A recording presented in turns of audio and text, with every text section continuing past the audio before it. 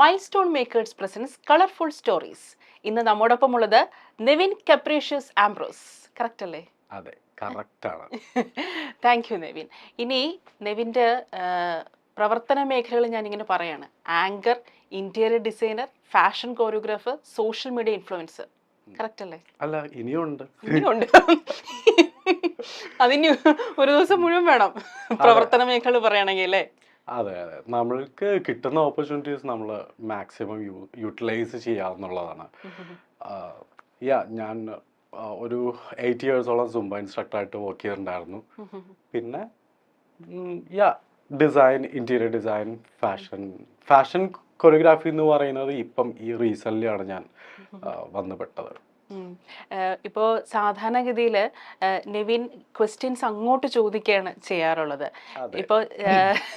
ഇപ്പോൾ ഗസ്റ്റായിട്ട് ഇരിക്കുകയാണ്, ഇന്റർവ്യൂ ആയിട്ട് ഇങ്ങനെ ഇരിക്കുകയാണ്. അപ്പോൾ ആ ഒരു ഇന്റർവ്യൂ ആയിട്ട് ഇരിക്കുമ്പോൾ ഒരു അനുഭവം ഉണ്ടല്ലോ, അതൊരു ഡിഫറെൻ്റ് ആയിട്ടുള്ളൊരു എക്സ്പീരിയൻസ് അല്ലേ? അതെ, തീർച്ചയായിട്ടും. അതിനെക്കുറിച്ച് എന്താണ് തോന്നിയിട്ടുള്ളത്? സാധാരണ ഈ ചോദ്യം ചോദിക്കപ്പോൾ കിട്ടുന്ന ആ ഒരു സുഖം ഈ അതിന് ഉത്തരം കൊടുക്കപ്പം അതെ, നമുക്ക് ചോദ്യം എങ്ങനെ വേണമെങ്കിലും ചോദിക്കല്ലേ. അതായത് ഇഷ്ടമുള്ള ചോദ്യം ചോദിക്കാം, പക്ഷെ ആൻസർ കണ്ടുപിടിച്ച് പറയുക എന്നുള്ളതിലാണ് ടാസ്ക് എന്ന് പറയുന്നത്. പക്ഷെ എൻ്റെ അടുത്ത് കുറച്ച് വലിയ ക്വസ്റ്റ്യൻസ് ഒക്കെ ചോദിച്ചോളൂ, കുഴപ്പമില്ല, നോക്കാം. അങ്ങനെയാണെങ്കിൽ ഹോട്ട് സീറ്റിന് വിളിച്ചാൽ വരും? അയ്യോ വേണ്ട, അതെന്താ? ഒരിക്കലും ഇല്ല. വലിയ ക്വസ്റ്റ്യൻസ് ഒക്കെ ചോദിക്കാൻ പറഞ്ഞിട്ട് നോ, അത് ഹോട്ട് സീറ്റ് അല്ല. അത് പിന്നെ എന്താണ്? അത് ഹോട്ട് സീറ്റ് അല്ല. നമ്മളിങ്ങനെ ഷവായ കറക്കുന്നത് പോലെ കറക്കി എടുത്തിട്ട് പപ്പും കൂടെയൊക്കെ കഴിച്ചിട്ട് ഇങ്ങനെ പോകുന്ന പോലെയാ ഈ ചിക്കൻ. അത് വേണ്ടല്ലേ? ഇപ്പോ നെവിന്റെ ഒരു ലൈഫ് ജേർണി ഉണ്ടല്ലോ. നമ്മൾ പലപ്പോഴും നമ്മളൊരു സക്സസിലേക്ക് എത്തുന്നതിന് മുൻപ് ഒരുപാട് കല്ലും മുള്ളും ഒക്കെ ചവിട്ടണം. പക്ഷേ നമ്മൾ സക്സസിൽ എത്തിക്കഴിഞ്ഞ ശേഷവും കുറച്ചുകൂടെ വലിയ കല്ലും മുള്ളും ആയിരിക്കും നമ്മൾ ചവിട്ടേണ്ടി വരുന്നത്. പക്ഷേ നെവിന്റെ ഒരു ലൈഫ് ജേർണിയെ കുറിച്ച് പറയുകയാണെങ്കിൽ ഇപ്പം നെവിൻ എത്തി നിൽക്കുന്ന ഒരു പൊസിഷൻ ഉണ്ടല്ലോ. നെവിൻ എന്നൊരു സെലിബ്രിറ്റി ഫാഷൻ കോറിയോഗ്രാഫറാണ്, ഒരു സോഷ്യൽ മീഡിയ ഇൻഫ്ലുവൻസറാണ്. ഞാൻ ഇൻസ്റ്റാ റീൽസ് ഒക്കെ കണ്ടിട്ടുണ്ടായിരുന്നു. ഭയങ്കരമായിട്ട് ഇഷ്ടപ്പെട്ടു. മാത്രമല്ല വളരെ ആക്റ്റീവാണ്, എനർജറ്റിക് ആണ്. അപ്പോൾ നമുക്ക് ഇത്തരത്തിലൊരു ക്യാരക്ടറേറ്റ് കാണുമല്ലോ. ഇതൊന്നും ഇത്തരത്തിലൊരു പോസിറ്റീവ് ആറ്റിറ്റ്യൂഡൊന്നും ഒരു ദിവസം കൊണ്ടുണ്ടാവുന്ന ഒന്നുമല്ല. അതിന് വർഷങ്ങളുടെ ഒരു ജേണി വേണം. ആ ഒരു ജേണിയെ കുറിച്ച് എന്താണ് നെവിന് തോന്നിയിട്ടുള്ളത്? ഇപ്പം ഇരിക്കുമ്പോൾ ആ ജേണിയെ കുറിച്ച് എന്താണ് നെവിന് തോന്നുന്നത്? എൻ്റെ സോഷ്യൽ മീഡിയയിലേക്ക് കാണാൻ പറ്റും. എൻ്റെ ഫസ്റ്റ് തന്നെ കുറച്ച് ഡ്രോയിങ്സ്, പിന്നെ അതിനുശേഷം ഞാൻ എൻ്റെ ഡാൻസ്, ഫിറ്റ്നസ്, സുംബ കരിയറിലേക്ക് വന്നപ്പോൾ പൊടിക്കൊന്ന് മോഡേൺ. പിന്നെ അതിന് ശേഷമാണ് എൻ്റെ ആ ഓരോ ഫോട്ടോസും കണ്ടാൽ മനസ്സിലാക്കി എത്രത്തോളം ഞാൻ ഇവോൾവ് ചെയ്ത് വന്നിട്ടുണ്ട് എന്നുള്ളത്. ബിക്കോസ് ശരിയാണ്, ഈ ഒരു പോസിറ്റിവിറ്റി എന്ന് പറയുന്നത് എല്ലാവർക്കും പോസിറ്റിവിറ്റി സ്പ്രെഡ് ചെയ്യാൻ പറ്റത്തില്ല. അതിന് there are lots of things we have to face. ഞാനങ്ങനെ ഒരുപാട് കാര്യങ്ങൾ ഫേസ് ചെയ്തിട്ടുണ്ട്. Still I'm facing. ഞാൻ എൻ്റെ ജേർണിയിൽ കൂടി ഞാൻ മനസ്സിലാക്കിയ കാര്യം, നമ്മൾ മാസ്ക് ഇട്ടിട്ട് നടക്കേണ്ട കാര്യമില്ല ലൈഫിൽ. എന്താണെങ്കിലും കൂടി വന്ന ഒരു 50, 60, 70, 80, 100 വരെ ജീവിക്കുന്ന ഒരു നിർബന്ധമില്ല. ജീവിക്കുന്നവരുണ്ടാവാം, പക്ഷേ ആ ഒരു ലൈഫ് സ്പാനിൽ നമ്മൾ ബാക്കിയുള്ളവർക്ക് വേണ്ടിയിട്ട്, അതായത് സൊസൈറ്റിക്ക് വേണ്ടി, വീട്ടുകാർക്ക് വേണ്ടി അങ്ങനെ ജീവിച്ച് മരിക്കുന്നതിനെക്കാട്ടി നല്ലത് നമ്മളുടെ സെൽഫ് ഹാപ്പിനെസ് കൊണ്ട് നമ്മൾ സാറ്റിസ്ഫൈഡ് ആണെങ്കിൽ ദാറ്റ് ഈസ് എ സക്സസ് എന്ന് ഞാൻ പറയും. നമ്മളുടെ സെൽഫിനെ നമ്മൾ ഹാപ്പി ആക്കുക, മാത്രമല്ല ആരെയും ബോധിപ്പിക്കാതെ മാസ്ക് ഇടാതെ ജീവിക്കുക എന്നുള്ള ആ തീരുമാനം ഉണ്ടല്ലോ. ആ തീരുമാനം, അങ്ങനെ ഒരു തീരുമാനം എടുക്കുന്നതിന് പിന്നിലുള്ള ഒരു ട്രിഗർ ഫാക്ടർ എന്തായിരുന്നു? എന്തുകൊണ്ടാണ് അങ്ങനെ എടുത്തതെന്ന് അങ്ങനെ ഇപ്പം എന്താ ഞാൻ പറയാം. അതായത് ഇത് ഞാനിപ്പോൾ എന്താ പറയുക, അല്ല, നമ്മൾ അങ്ങനെ ഒരു തീരുമാനം എടുക്കണമല്ലോ. കാരണം ഇപ്പോൾ ഒരു LGBTQ കമ്മ്യൂണിറ്റിയിൽ അംഗമാവുമ്പോൾ അത് പറയാം. ആര് പറഞ്ഞു LGBT community? I never said to anybody else LGBT. It's a very good point. Awesome ഒരു പോയിന്റാണ്. ഞാൻ പറയാം, ഞാൻ എവിടെയും പറഞ്ഞിട്ടില്ല ഞാൻ LGBTQ കമ്മ്യൂണിറ്റിയുടെ ഭാഗമാണെന്ന്. ആൻഡ് ഞാൻ എവിടെയും പറയാതെ ഇരുന്നിട്ടുമില്ല ഞാൻ ഇവരെ സപ്പോർട്ട് ചെയ്യുന്നില്ല എന്നും ഞാൻ പറഞ്ഞിട്ടില്ല. ബിക്കോസ് ഞാൻ സപ്പോർട്ട് ചെയ്യുന്നുണ്ട്. കാരണം ആസ് എ ഹ്യൂമൻ ബീങ് എന്താ പറയാ, എന്റെ ഫ്ലോ അങ്ങോട്ട് പോയി. ഇത് കട്ട് ചെയ്യണം കേട്ടോ, കേട്ടല്ലോ. ഇതെങ്ങാനും ഞാൻ വരുമ്പോഴത്തേക്ക് ഇടാൻ നിൽക്കരുത്. മനുഷ്യരാണ്, ഫ്ലോ അങ്ങോട്ട് പോകും. ഓക്കെ, ഒന്നുകൂടി ചോദിക്കാം. ഞാൻ പറയാം. നല്ല ക്വസ്റ്റ്യൻ ഇതാണ് എനിക്ക് വേണ്ടത്. ഇതാണ് ഞാൻ കാത്തിരുന്ന ക്വസ്റ്റ്യൻ. ചോദിക്കേണ്ട അടുത്ത് ചോദിക്കാം. ഞാൻ അങ്ങനെ ഒരു ഉറച്ച തീരുമാനം എന്നുള്ള കാര്യം ചോദിക്കാൻ കാരണം പ്രത്യേകിച്ചും LGBTQ ഭാഗമാകുമ്പോൾ, ഒരു ക്യൂർ കമ്മ്യൂണിറ്റിയുടെ ഭാഗമാകുമ്പോൾ. ഇല്ല LGBTQ കമ്മ്യൂണിറ്റി എന്ന് ആരാ പറഞ്ഞത്? ഞാൻ പറഞ്ഞിട്ടുണ്ടോ? ഡിഡ് ഇല്ല. ഓക്കെ, നിങ്ങൾ എൻ്റെ വീഡിയോസിൽ കാണുന്നുണ്ട് ഞാൻ സ്ത്രീ ആയിട്ടുള്ള ഒരു ഫെമിനിൻ ടച്ച്. ഓഫ് കോഴ്സ് എനിക്കൊരു ഫെമിനിസം ഉണ്ട്, ഐ അക്സെപ്റ്റ് എന്ന് വിചാരിച്ചിട്ട് ഒരാള്, അതായത് ഒരു ഫെമിനിൻ ടച്ചുള്ള ഒരാള് അപ്പാടി അങ്ങോട്ടേക്ക് LGBTQ കമ്മ്യൂണിറ്റി ആവണം എന്നില്ല. അവരെ നമ്മൾ ഒരിക്കലും അതേപോലെ എന്താ പറയുക, ഒരു പാർട്ടായിട്ട് നമ്മൾ ഒരിക്കലും മാറ്റി നിർത്തരുത് എന്നാണ് ഞാൻ പറയുന്നത്. ബിക്കോസ് ഉദാഹരണം, ഞാൻ ഒരു ഫീമെയിൽ ക്യാരക്ടർ ചെയ്യുന്നു, അതിൻ്റെ ഏറ്റവും ബ്യൂട്ടിഫുൾ ആയിട്ട് ഇത്രയും എന്താ പറയുക 10 മില്യണും മോർ ദാൻ 10 മില്യൺ അത് ക്രോസ് ചെയ്തിട്ടുണ്ട്. ഇപ്പോഴും ആ വേലക്കാരിനെ തേടിക്കൊണ്ട് ആൾക്കാർ, ഞാനിവിടെ ഫ്രണ്ട് നിന്നാലും ആൾക്കാരിങ്ങനെ നോക്കിക്കൊണ്ടിരിക്കുക. ബിക്കോസ് ആ ഒരു ക്യാരക്ടറിന് അത്രയും പെർഫെക്റ്റോടെ എനിക്ക് അത് അവതരിപ്പിക്കാൻ പറ്റിയിട്ടുണ്ടെങ്കിൽ ദാറ്റ്സ് മൈ ടാലന്റ്. ഓക്കെ, അത് ഞാൻ LGBTQ ആയതുകൊണ്ടല്ല. ഓക്കെ, അതെന്റെ ടാലന്റ് ആണ്. എൻ്റെ ടാലന്റിനാണ് നിങ്ങൾ അക്സെപ്റ്റ് ചെയ്യേണ്ടത്. ആൻഡ് നമ്മളുടെ ദിലീപ് ഏട്ടൻ, ചാന്ത് പൊട്ട്, പിന്നെന്താ ഈ സെയിം ഒരു പാട്ട് ഞാൻ ചെയ്തിട്ടുണ്ടല്ലോ, എന്തായിരുന്നു,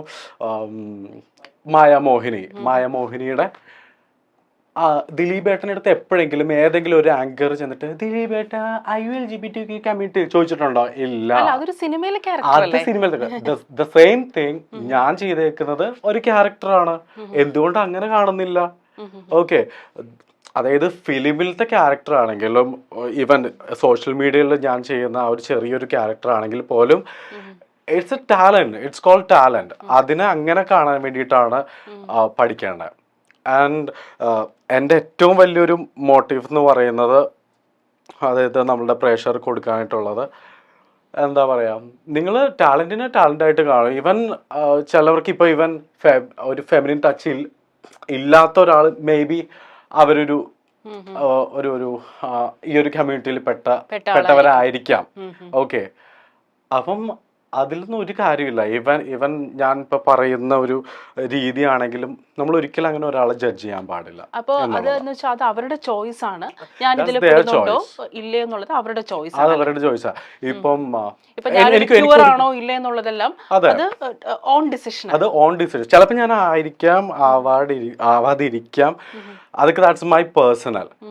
ഇതിപ്പം ഞാൻ എന്താന്ന് അറിഞ്ഞിട്ട് അല്ലല്ലോ ഒരാളുടെ ക്യാരക്ടറിനെ ആണെങ്കിലും ഒരു ടാലന്റിനെ ആണെങ്കിലും ഒരാൾ അക്സെപ്റ്റ് ചെയ്യേണ്ടത്. ഓക്കെ, നിങ്ങൾക്ക് ആർക്കും ഒരു ശല്യം ഉണ്ടാക്കുന്നത്. ഈവൻ അങ്ങനെ ആയിട്ടുള്ളവർ പല മേഖലകളിൽ വർക്ക് ചെയ്യുന്നുണ്ട്. ഏറ്റവും കൂടുതൽ അവരിങ്ങനെയാണ്, അവരങ്ങനെയാണ്, അതിലല്ല. നമ്മൾ ആ ഒരു വ്യക്തിയുടെ ക്യാരക്ടർ, ആ വ്യക്തിയുടെ ടാലന്റ് നമ്മൾ മറ്റുള്ളവരോട് എങ്ങനെ ബിഹേവ് ചെയ്യുന്നു എന്നുള്ളതിലാണ് പോയിന്റ് ഇരിക്കുന്നത്. അല്ലാതെ ജെൻഡർ ബേസ്ഡ് എനിക്ക് ഒരുപാട് നേരിടേണ്ടി വന്നിട്ടുണ്ട് ജെൻഡർ ബേസ്ഡ് ആയിട്ട്. കാരണം നോട്ട് അബൌട്ട് LGBT, ഈവൻ ഈ ഡാൻസ് ഫിറ്റ്നസ് ഇതിലൊക്കെ ഞാൻ പോകുമ്പോൾ അവിടുത്തെ കമ്മിറ്റിയിലുള്ള ആൾക്കാർ പറയാറുണ്ട്, മെയിൽ ഇൻസ്ട്രക്ടേഴ്സിനെ ഞങ്ങൾ നോക്കുന്നില്ല, because we are looking for female instructor. Okay, അവർ കഴിവല്ല നോക്കുന്നത്, അവർ ജെൻഡറാണ് എപ്പോഴും നോക്കുന്നത്. ലേഡീസ് അല്ലെങ്കിൽ ഫീമെയിൽ വന്നിട്ട് അവിടെ ഡാൻസ് ചെയ്തിട്ടുണ്ടെങ്കിൽ കുറേ ആൾക്കാർ കൂടും എന്നാണ് അവരുടെ വിചാരം. പക്ഷെ I am far better than female instructor. നമ്മുടെ ടാലന്റ് തന്നെയാണ് തീർച്ചയായും അവിടെ നോക്കേണ്ടത്. ഇപ്പോൾ ഞാനത് ചോദിക്കാനുള്ള കാര്യം എന്ന് പറയുമ്പോൾ, ഈ ബിഗ് ബോസിൽ റിയാസിലെയും LGBTQ+നെ കുറിച്ച് അദ്ദേഹം വളരെ നല്ലൊരു എക്സ്പ്ലനേഷൻ ആയിരുന്നു തന്നത്. പല പല സെക്ഷുവാലിറ്റിയെ കുറിച്ച് റിയാസിലെയും അതിനകത്ത് പറഞ്ഞിട്ടുണ്ടായിരുന്നു. ആ ഒറ്റ വീഡിയോ ഭയങ്കരമായിട്ട് വൈറലായിരുന്നു. അപ്പോൾ നെവിൻ്റെതായിട്ടുള്ള ഒരു എക്സ്പ്ലനേഷൻ ഉണ്ടോ LGBTQ+A കുറിച്ച്? അതായത് കാരണം നമ്മളൊക്കെ വിചാരിച്ചു വെച്ചിരിക്കുന്ന ധാരണകൾ ഒരു പക്ഷേ തെറ്റായിരിക്കാം. കാരണം നമ്മൾ പലതും പഠിച്ചു വെച്ചിരിക്കുന്നത് അൺലേൺ ചെയ്യേണ്ട ഒരു പ്രോസസ്സും കൂടെയാണല്ലോ ഇപ്പോൾ നടക്കുന്നത്. അപ്പോൾ നെവിന് ഒരു പക്ഷേ നമ്മളെക്കാളൊക്കെ ഈ ഡിഫറെൻറ്റ് സെക്ഷുവാലിറ്റിയെ കുറിച്ച് നമ്മളെക്കാളൊക്കെ അറിവുണ്ടായിരിക്കാം. അപ്പോൾ ഇതിനെക്കുറിച്ചൊക്കെ ഒരുപാട് വായിക്കുകയും പഠിക്കുകയും ചെയ്യുന്ന ഒരാളും കൂടെ ആയിരിക്കാം. അതുകൊണ്ട് കാരണം അതങ്ങനെ പഠിക്കാനുള്ള കാരണം നമ്മൾ ഈ ജെൻഡർ ബേസ്ഡ് ആയിട്ട് നമുക്ക് ഒരുപാട് ഈ അവഗണനകളും ഡിസ്ക്രിമിനേഷനൊക്കെ ഫേസ് ചെയ്യുമ്പോൾ നമ്മൾ എന്താണ് വാട്ട് ഈസ് സെക്ഷുവാലിറ്റി എന്നതിനെക്കുറിച്ച് നമ്മൾ കൂടുതൽ പഠിക്കാൻ ശ്രമിക്കും. അപ്പോൾ നെവിൻ അതിനെക്കുറിച്ച് കൂടുതൽ പഠിക്കാൻ ശ്രമിച്ചിട്ടുണ്ടോ? എന്താണ് LGBTQ+A എന്നതിനെക്കുറിച്ച് നെവിൻ്റെതായിട്ടുള്ള ഒരു എക്സ്പ്ലനേഷൻ എന്താണ്? ടു ബി ഓണസ്റ്റ് നമ്മളുടെ ഇപ്പം ഞാനിപ്പം പറഞ്ഞു തരുന്നതിനെക്കാട്ടി നന്നായിട്ട് ഗൂഗിൾ നമുക്ക് പറഞ്ഞു തരും. First of all A to Z കാര്യങ്ങൾ അതിൻ്റെ അകത്ത് എഴുതി വെച്ചിട്ടുണ്ട്. ഇനിയിപ്പം ഞാൻ എന്തെങ്കിലും വായിന്ന് വല്ല വെള്ളി എന്തെങ്കിലും കേട്ട അവസാനം നെവിൻ അങ്ങനെ പറഞ്ഞു ഞങ്ങൾക്കെതിരെ അങ്ങനെ അങ്ങനെയല്ല. ലൈക്ക് അതൊരു ഹോർമോൺ മേ ബി അവരുടെ താല്പര്യം, ചിലപ്പോൾ അവരുടെ ഇൻട്രസ്റ്റ്, മേ ബി അവർ ജീവിച്ച് വന്ന സാഹചര്യം, അതൊക്കെ കണക്കിലെടുത്തിട്ട് എല്ലാം നമുക്കിങ്ങനെ ഒരു സയൻറ്റിഫിക് അല്ലെങ്കിൽ അവനങ്ങനെ പെണ്ണിനെ പോലെ ലിപ്സ്റ്റിക് ഇട്ടു എന്ന് അങ്ങനെയല്ല ഈ ഹോർമോൺ കാര്യങ്ങളൊക്കെ വരുന്നത്. കാരണം അത് അവരുടെ ചിലപ്പോൾ സാഹചര്യങ്ങളായിരിക്കാം, ചിലപ്പം കുറേ അവർ വന്ന ഒരു സാഹചര്യത്തിൽ നിന്ന് നമുക്ക് ഇവോൾവ് ചെയ്തിട്ടും അങ്ങനെ ഉണ്ടാവാം. ഞാനിതിനെപ്പറ്റി പറയാൻ വേണ്ടിയിട്ട് അത്ര വലിയ ജ്ഞാനിയൊന്നുമല്ല. Anyway I do support LGBTQ, but I never said that I'm an LGBTQ person because ഞാൻ എവിടെയും പറഞ്ഞിട്ടില്ല. അത് എൻ്റെ ഉള്ളിൽ ഉള്ള കാര്യമാണ്. ഓക്കെ, ഞാൻ അതാണ് കൺവേ ചെയ്യാനായിട്ട് ഉദ്ദേശിക്കുന്നത്. ചിലപ്പം ഇതിനുള്ള കമന്റ് ചിലപ്പോൾ വരുമായിരിക്കും, അതിനെ കണ്ടാൽ അറിയാം ഈ LGBTQ, അതിൻ്റെ വീഡിയോയിൽ കണ്ടാൽ അറിയാം LGBTQ. പറഞ്ഞോട്ടെ, നോ പ്രോബ്ലം, അത്രേ ഉള്ളൂ. അപ്പം അതിനൊരു വലിയൊരു സംഭവമായിട്ട്, അതായത് ഒരു സെപ്പറേറ്റ് ആയിട്ടുള്ള ഒരു ഭാഗമായിട്ട് മാറ്റി നിർത്താനായിട്ട് എനിക്ക് താല്പര്യമില്ല. ബിക്കോസ് എന്തിനാ അങ്ങനെ മാറ്റി നിർത്തേണ്ട ആവശ്യം? അത് അവരുടെ ഇഷ്ടമാണ്. Okay, even female, male, transgender, പിന്നെ എന്താ നോൺ ബൈനറി, ലെസ്ബിയൻ, എന്തിനത്? We all are human being. Okay, ഇപ്പം നമ്മൾ ജെൻഡറിന്റെ കാലമല്ല. ഫസ്റ്റ് ഓഫ് ഓൾ ഇത് നോട്ട് ചെയ്ത് വെച്ചോളൂ, ഇതിപ്പം കഴിവിന്റെ മാത്രം കാലമാണ്. ഇപ്പം ആണുങ്ങള് എത്രയോ നന്നായിട്ട് വലിയ വലിയ കാര്യങ്ങൾ ചെയ്യുന്നു എന്നൊക്കെ പറഞ്ഞിട്ട് ഇപ്പൊ എത്രയോ സ്ത്രീകൾ അതിന് അവർ ചെയ്ത സെയിം തിങ് ഏറ്റവും പെർഫെക്റ്റ് ആയിട്ട് ചെയ്തിട്ടുണ്ട്. മാത്രമല്ല, എനിക്ക് പലപ്പോഴും തോന്നിയിട്ടുള്ളത് ഈ ഫാഷൻ ഫീൽഡ്, ബ്യൂട്ടി ഫീൽഡ്, അതില് ഇപ്പോൾ LGBTQ കമ്മ്യൂണിറ്റി അവർ കൊണ്ടുവരുന്ന അച്ചീവ്മെന്റ്സ് ഉണ്ടല്ലോ, ആ അച്ചീവ്മെന്റ്സ് പലപ്പോഴും ഞാൻ അസൂയയോടെ നോക്കി നിന്നിട്ടുണ്ട്. കാരണം അത്രത്തോളം സൗന്ദര്യത്തെക്കുറിച്ചും ഫാഷനെ കുറിച്ചുള്ള അവരുടെ സെൻസ് ഉണ്ടല്ലോ, അത് ഭയങ്കരമായിട്ട് നമ്മൾ അപ്രിഷിയേറ്റ് ചെയ്യുന്ന ഒരു കാര്യം തന്നെയാണ്. മാത്രമല്ല, ഇപ്പൊ നെവിനെ കാണുമ്പോൾ തന്നെ എന്ത് നല്ല ലുക്കിലാണ് നെവിൻ ഇരിക്കുന്നത്. നല്ല സ്റ്റൈലായിട്ടല്ലേ നെവിൻ ഇരിക്കുന്നത്. ദൈവം എന്തിനാണ് ഇത്ര സൗന്ദര്യം? നെവിൻ അല്ല, ഞാൻ ഫാഷൻ കൊറിയോഗ്രാഫർ. ഓക്കെ, അപ്പം ഒരാള് വന്നിരിക്കുമ്പോ ഫാഷൻ കൊറിയോഗ്രാഫർ ആണെന്ന് തോന്നണമല്ലോ. സോ നമ്മുടെ അപ്പിയറൻസിലും അത് നമ്മൾ പറയാതെ തന്നെ പറയണം. ഇപ്പം ഒരു അഡ്വക്കേറ്റ് അല്ലെങ്കിൽ ഒരു ജഡ്ജാണ് ഇവിടെ വന്നിട്ട് ഇങ്ങനെ വേഷം കെട്ടിയിരിക്കുന്നുണ്ടെങ്കിൽ ഇവനാണോ ജഡ്ജ്? ഓക്കെ, അത് ഓരോന്നിനും ഓരോരോ ഒരു സോണുണ്ട്, ഓരോരോ ഫാഷൻ. ചിലപ്പോ ഞാൻ കൂറ വേഷത്തിലൊക്കെ നടക്കുന്ന ആളാൻ പറ്റും. പക്ഷെ ഫാഷൻ സെൻസ് ഉണ്ടെങ്കിൽ ആ കൂറയിലും ഒരു ലുക്ക് കാണും അല്ലേ? നെവിൻ പറഞ്ഞല്ലോ, നെവിന്റെ സഹോദരിയെ ഒരുപാട് സപ്പോർട്ട് ചെയ്തിട്ടുണ്ടായിരുന്നു എന്നുള്ളത്. സാധാരണ ആങ്ങളമാരൊന്നും അങ്ങനെ സപ്പോർട്ട് ചെയ്യത്തൊന്നുമില്ല, പ്രത്യേകിച്ച് വലുതായി കഴിഞ്ഞാല്. പക്ഷെ എനിക്കത് കേട്ടപ്പോ തന്നെ എനിക്ക് ഭയങ്കര സന്തോഷം തോന്നി. ആങ്ങളെ പെങ്ങളെ സപ്പോർട്ട് ചെയ്യുന്നതൊക്കെ പറഞ്ഞുണ്ടല്ലോ. അപ്പൊ ഈ കുട്ടിക്കാലത്തുണ്ടല്ലോ നെവിൻ എങ്ങനെയായിരുന്നു? കുട്ടിക്കാലത്ത് ഞാൻ വളരെ പൂച്ചനെ പോലെയായിരുന്നു. ലൈക്ക് ആരെന്ത് പറഞ്ഞു കഴിഞ്ഞാലും മിണ്ടാതെ അങ്ങോട്ട് കേട്ട് മുക്കിലിരുന്ന് അങ്ങോട്ട് മോങ്ങി തീർക്കും. പക്ഷെ ഇന്ന് ഞാൻ അങ്ങനെയല്ല. ഇങ്ങോട്ടേക്ക് എന്തെങ്കിലും പറഞ്ഞിട്ടുണ്ടെങ്കിൽ അങ്ങോട്ടേക്ക് എന്തെങ്കിലും ആദ്യം കൊടുത്തിട്ടേ ഞാൻ തിരിച്ചു വരത്തുള്ളൂ. അതെന്താ പൂച്ചയെ പോലെ ഇങ്ങനെ? കാരണം എനിക്ക് ഓഫ് കോഴ്സ് എനിക്ക് പൂച്ചേനെ ഭയങ്കര ഇഷ്ടമാണ്. മേ ബി ആ ഒരു പൂച്ചയുടെ മാനറിസം എൻ്റെ ഉള്ളിലേക്ക് കടന്നു എന്നാണ് എനിക്ക് തോന്നുന്നത്. ആറ്റിറ്റ്യൂഡ് ഓഫ് കോഴ്സ് നമ്മളുടെ ഈ ഫാഷൻ ഇൻഡസ്ട്രി തന്നെ ക്യാറ്റ് വാക്ക് പൂച്ചയായിട്ടല്ലേ റിലേറ്റഡ് ആക്കുന്നത്. പൂച്ചയുടെ സ്റ്റൈൽ, പൂച്ചയുടെ ആ ഒരു ആഢ്യത്ം സാധനങ്ങളൊക്കെ. മേ ബി എനിക്ക് ക്യാറ്റ് ലവർ ആയതുകൊണ്ടായിരിക്കും ഞാൻ പൂച്ചേനെ പറ്റിയിട്ട് ഇത്രയൊക്കെ അധികം അങ്ങോട്ടേക്ക് വാചാലനാകുന്നത്. ഓക്കെ, ഇപ്പോൾ ഒരു ഫാഷൻ കോറിയോഗ്രാഫർ ആയിട്ട് ചോദിക്കുകയാണ്, നമ്മളിപ്പോൾ പല കൺവെൻഷൻസും ബ്രേക്ക് ചെയ്തുകൊണ്ടിരിക്കുകയാണല്ലോ. ഇപ്പോൾ പണ്ടൊക്കെ ആണെങ്കിൽ വളരെ സ്കിന്നി ആയിട്ടുള്ള വൈറ്റ് സ്കിന്നുള്ള മോഡൽസ് ആയിരുന്നു കൂടുതലും വന്നുകൊണ്ടിരുന്നത്. ഇപ്പോൾ അതിനൊക്കെ ബ്രേക്ക് ചെയ്തുകൊണ്ടിരിക്കുകയാണ്. ഇപ്പോൾ ഞാൻ കുറച്ച് തടിച്ച ഇത്തിരി വണ്ണമുള്ള പ്രകൃതക്കാരിയാണ്. ഞാനൊക്കെ റാമ്പ് വാക്ക് ചെയ്ത് എങ്ങനെയായിരിക്കും? ഞാൻ ചില ബ്രാൻഡ്സ് അവരുടേതായിട്ടുള്ള ഒരു ക്രൈറ്റീരിയാസ് വെക്കും. ഫോർ മീ, മൈ പെർസ്പെക്റ്റീവില് എൻ്റെ ഒരു കാഴ്ചപ്പാടിൽ ഞാൻ ഒരിക്കലും ഒരാളുടെ അടുത്ത് എന്നിട്ട് തടി കുറച്ച് കൂടുതലുണ്ട്, മേ ബി ആ ഒരു സ്കിൻ ടോൺ ഇത് ഓക്കെയാണ്, ഓക്കെ, ഞാനത് പൊതുവെ പറയാറില്ല. ഓക്കെ, ദർ ഈസ് കുറേ മോഡലിംഗ് കാറ്റഗറീസ് ഉണ്ട്, പ്ലസ് സൈസ് അത് ഇത് എന്നൊക്കെ പറഞ്ഞിട്ട്. പക്ഷെ ഇന്നത്തെ ഈ ഒരു കേരളത്തില് സത്യം പറഞ്ഞു കഴിഞ്ഞാൽ ഇങ്ങനെ വെളുത്ത് തുടുത്തിട്ടുള്ള എല്ലാവരും നമുക്ക് കാണാൻ പറ്റത്തില്ല. ബിക്കോസ് നമ്മളുടെ ഇന്ത്യൻ സ്കിൻ ടോൺ എന്ന് പറയുന്നത് തന്നെ ഒരു വീറ്റിഷ് ഡസ്കി സ്കിൻ ടോൺ ആണ്.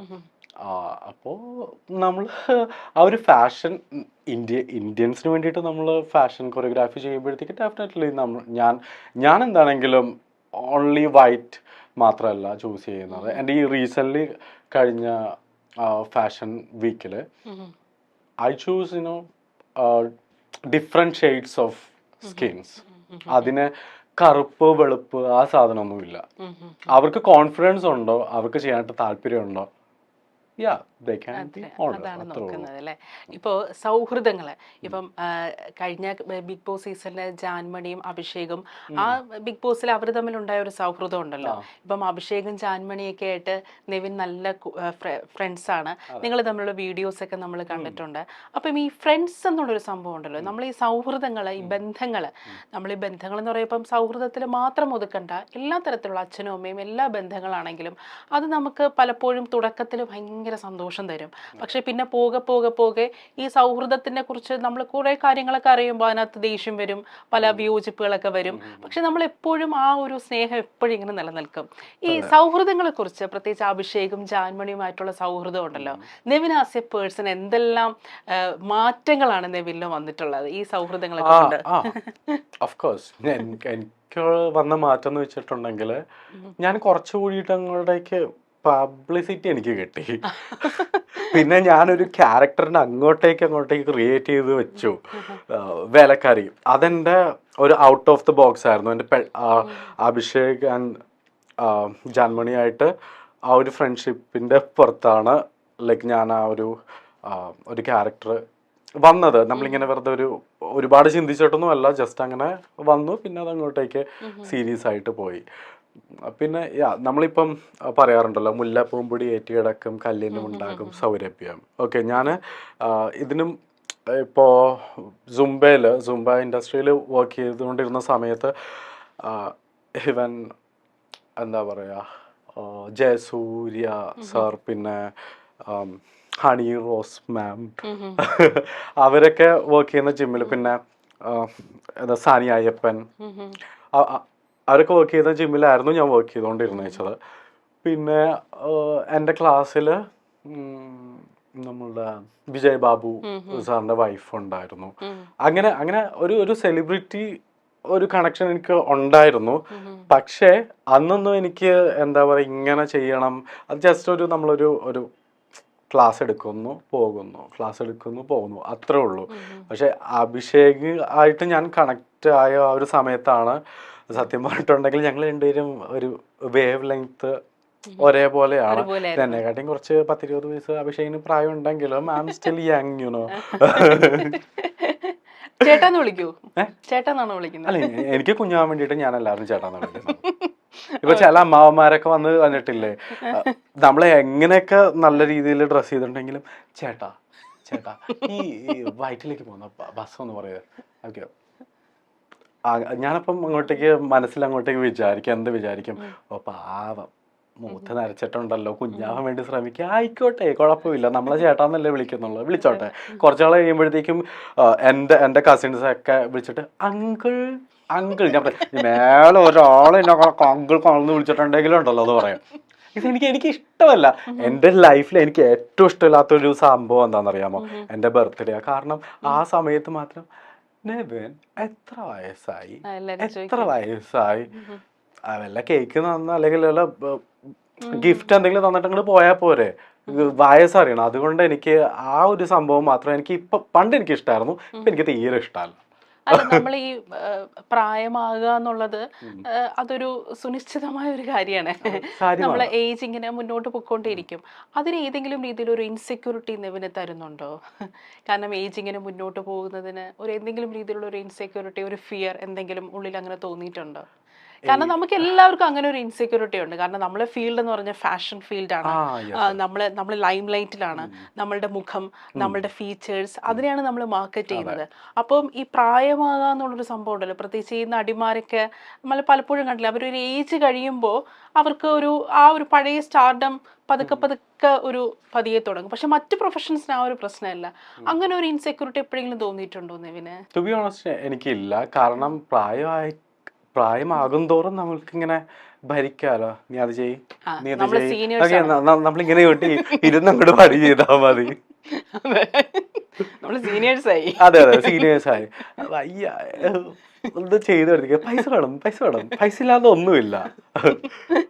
എനിക്ക് അങ്ങനെ തോന്നിയിട്ടില്ല. കാരണം ഞാൻ ആ ഒരു അഭിനയം ആ സംഭവമല്ലല്ലോ. കാരണം ഈവൻ ഞാനൊരു മോഡൽ ആയിരുന്നെങ്കിൽ മേ ബി എനിക്ക് ആ ഒരു കൺസേൺ ഉണ്ടായേനെ. ഇത് മോഡൽസിനെ കൊറിയോഗ്രാഫി ചെയ്യുന്ന ആള് എന്തിനാ, പ്രായമായാലും എന്ത്, പ്രായം ആയില്ലെങ്കിൽ എന്താ, ഇറ്റ്സ് അവരെങ്ങനെ ട്രെയിൻ ചെയ്യുന്നു, ഔട്ട്പുട്ട് എങ്ങനെ കൊടുക്കുന്നു എന്നുള്ളതിലാണ് കാര്യം, അല്ലേ? അതെ അതെ, ആണോ? ആണ്. നെവിൻ ലൈംലൈറ്റ് ഇഷ്ടപ്പെടുന്ന ഒരാളും കൂടെയാണ്. പക്ഷെ കുട്ടിക്കാലത്ത് പൂച്ചയെ പോലെ വളരെ മിണ്ടാതിരുന്ന ഒരാളാണ്.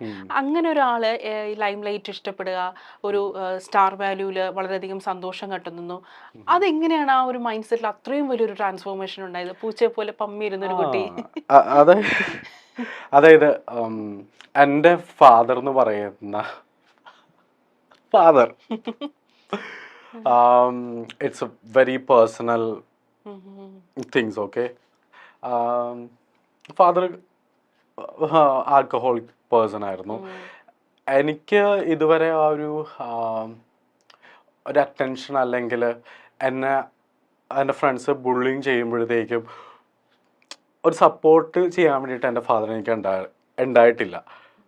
പിന്നെ ഒരു ഫസ്റ്റ് ആൻഡ് സെക്കൻഡ് സ്റ്റാൻഡേർഡൊക്കെ ആയപ്പോഴത്തേക്കും എൻ്റെ ഫാദർ എന്നെ വേറൊരു ഫാമിലിയിൽ, ഫസ്റ്റ് ആൻഡ് സെക്കൻഡ്, അപ്പോൾ എനിക്ക് ഓൾമോസ്റ്റ് ഒരു 6-7 ഇയേഴ്സൊക്കെ ഉണ്ടാവത്തുള്ളൂ. അപ്പോൾ എന്നെ മാറ്റി പഠിപ്പിച്ചു.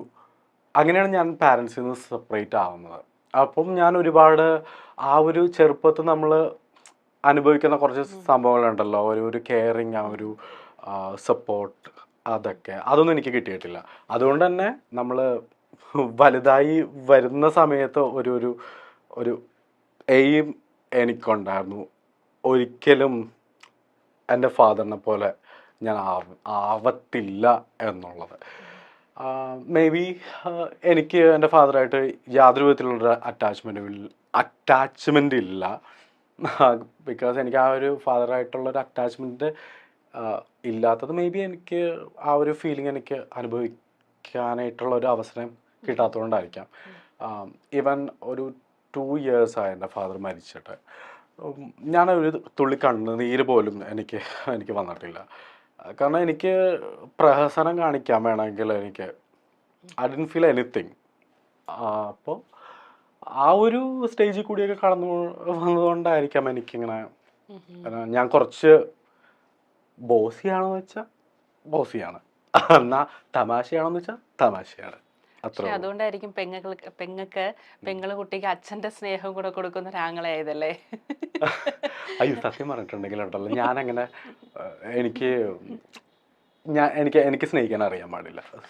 സത്യമായിട്ടും എനിക്ക് സ്നേഹം എന്നുള്ളൊരു സംഭവം എനിക്ക് ഇതുവരെ കിട്ടിയിട്ടില്ല. അതുകൊണ്ട് തന്നെ എനിക്ക് അതിൻ്റെ വാല്യൂ എന്താണെന്നും ടു ബി ഓണസ്റ്റ് എനിക്ക് അറിയാൻ പാടില്ല. ഞാൻ എൻ്റെ അനിയത്തിയുടെ അടുത്ത് മര്യാദയ്ക്കൊന്നും സംസാരിച്ചിട്ടില്ല. ഇങ്ങനെ പക്ഷെ അനിയത്തിയെ നമ്മളിങ്ങനെ ഭയങ്കരമായിട്ട് സപ്പോർട്ട് ചെയ്തില്ലേ ആ ആ കൊറോണ അനിയത്തി സമയത്ത്? അത് അനിയത്തി വലിയൊരു എനിക്കൊരു കാര്യല്ലേ? അതെ അതെ അനിയത്തി എനിക്കൊരു ഷൂസൊക്കെ വാങ്ങിച്ചു വെച്ചിട്ടുണ്ട്. ആ ഒരു കെയർ കിട്ടിയില്ലെങ്കിൽ മതി. അനിയത്തി അങ്ങനെ സത്യം പറഞ്ഞിട്ടുണ്ടെങ്കിൽ അനിയത്തി അത് നമ്മൾ വാങ്ങിച്ചു കെട്ടിപ്പിടിക്കുക വെക്കില്ലല്ലോ. ഉമ്മ വയ്ക്കുക എന്നുള്ളതിലല്ല. ഞങ്ങൾ തമ്മിൽ ഭയങ്കര സ്നേഹമാണ്. എന്നാൽ മുഖത്തോട് മുഖം നോക്കിയിട്ടുണ്ടെങ്കിൽ അടിച്ച് നിന്റെ കാരണം പൊട്ടിക്കുക അങ്ങനത്തെ ഒരു സാധനമാണ്. പക്ഷെ സ്നേഹമുണ്ട്. പക്ഷെ എനിക്ക് പ്രകടിപ്പിക്കാൻ അറിയില്ല, അവൾക്കും പ്രകടിപ്പിക്കാൻ അറിയത്തില്ല. അത്ര തന്നെ. ഞാനും ഈ ചെറുപ്പത്തില് ബുള്ളിങ് ഒക്കെ ഏറ്റുവാങ്ങിയിട്ടുണ്ട്. കാരണം ഇപ്പോഴത്തെ പോലെയല്ല, പണ്ട് ഞാൻ ഭയങ്കര മെലിഞ്ഞിട്ട് എന്നെ കാണാൻ പോലും പറ്റില്ലായിരുന്നു. അപ്പം അന്ന് ഭയങ്കര മെലിഞ്ഞിരിക്കുന്നതുകൊണ്ട് എന്നെ എല്ലാ കുട്ടികളും കളിയാക്കുമായിരുന്നു. അപ്പൊ പൊതുവേ നമ്മൾ ഈ കുട്ടിക്കാലത്തെ ഈ ബുള്ളിങ് എന്ന് പറയുന്നത് നമ്മൾ ഭയങ്കരമായിട്ട് എഫക്ട് ചെയ്യുന്ന സംഭവമാണ്. ഉറപ്പായിട്ടും. അപ്പോൾ ഈ ബുള്ളിങ് പലപ്പോഴും ഏറ്റുവാങ്ങിക്കൊണ്ടായിരിക്കും ഞാൻ ഒരുപാട് ആഹാരം കഴിക്കുകയും പിന്നെ ഇപ്പൊ വണ്ണിച്ചിപ്പോ വണ്ണത്തിന്റെ പുറത്തായി. അപ്പം നമ്മളത് ഒരുപാട് മാനസികമായിട്ട് അതെ പ്രത്യേകിച്ച് നമ്മള് കുട്ടിക്കാലത്തല്ലേ? കാരണം എനിക്ക് എൻ്റെ ഒരു മെസ്സേജ് എന്ന് പറയുന്നത്, നിങ്ങൾ പാരൻസ്, അതായത് നിങ്ങൾക്ക് ഒരു കുട്ടിയുണ്ട്, നിങ്ങൾക്ക് എന്താ പറയുക ജോലിയുണ്ട്, സാഹചര്യങ്ങളുണ്ട്, കാറുണ്ട്, വീടുണ്ട്. ഈവൻ നിങ്ങളുടെ ഒരു പാരൻറ്റിങ് എന്ന് പറഞ്ഞിട്ടുള്ള സംഭവം നിങ്ങളുടെ കുട്ടിക്ക് ആ ഒരു ചെറിയ കുട്ടിക്കാലത്ത് കൊടുത്തില്ലെങ്കിൽ ഡെഫിനറ്റ്ലി അത് അവർ വളർന്ന് വലുതായി കഴിയുമ്പം അവരുടെ ആ ഒരു വളർച്ചയിൽ അവരുടെ മെൻ്റൽ ഹെൽത്തിലും അത് എഫക്റ്റ് ചെയ്യും. കാരണം എനിക്കങ്ങനെ ഒരുപാട് അങ്ങനെ അനുഭവങ്ങൾ ഉണ്ടായിട്ടുണ്ട്. കാരണം എനിക്ക് എവിടെയും പറയാൻ പറ്റത്തില്ല. കാരണം എൻ്റെ ഫാദറിൻ്റെ അടുത്ത് എങ്ങാനും പറഞ്ഞിട്ടുണ്ടെങ്കിൽ കത്തിക്ക് കുത്തി കീറാൻ വേണ്ടി നിൽക്കുന്ന ഒരു വ്യക്തി. അപ്പം ഞാനിങ്ങനെ എൻ്റെ കാര്യങ്ങൾ അവിടെ ഷെയർ ചെയ്യും. അപ്പം ഞാനെല്ലാം ഉള്ളിൽ സപ്രസ് ചെയ്തിട്ടാണ് ഞാൻ ലൈഫ് ഇത്രയും എത്തിച്ചത്. പിന്നെ ഞാൻ മനസ്സിലാക്കി എനിക്കിങ്ങനെ നിന്നിട്ട് കാര്യമില്ല. ബിക്കോസ് എൻ്റെ ഫാമിലിയിൽ ഞാൻ മാത്രമേ ഉള്ളൂ. I have to take care of my entire family. അപ്പം ഞാൻ ഇതിന് അഗെയിൻസ്റ്റായിട്ട് എൻ്റെ ആ ഒരു ഔട്ട് ഓഫ് ബോക്സ് സംഭവം ഉണ്ടല്ലോ, ഒരു ബോക്സ്, അത് പുറത്ത് വന്നാൽ മാത്രമേ എനിക്കൊരു പുതിയൊരു ലൈഫുള്ളൂ എന്ന് ഞാൻ വിചാരിച്ചു. I moved on. ഞാൻ പിന്നെ ഒരാളെ ഞാൻ മൈൻഡ് ചെയ്തിട്ടില്ല.